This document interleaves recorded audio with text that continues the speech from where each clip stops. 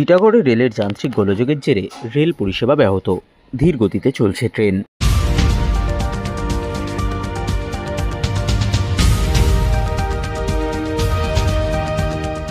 বুধবার সকাল থেকে টিটাগড় রেল স্টেশনে রেলের যান্ত্রিক ত্রুটির কারণে শিয়ালদহ রানাঘাট শাখায় ব্যাহত হয়েছে ট্রেন চলাচল।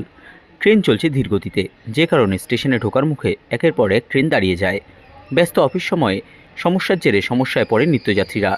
দীর্ঘক্ষণ ধরে ট্রেন দাঁড়িয়ে থাকায় ট্রেন থেকে নেমে রেল লাইন ধরে আসা এক যাত্রী সংবাদ মাধ্যমের মুখোমুখি হয়ে জানান, বললো নাকি তার ছিঁড়ে গেছে ট্রেনের করছে।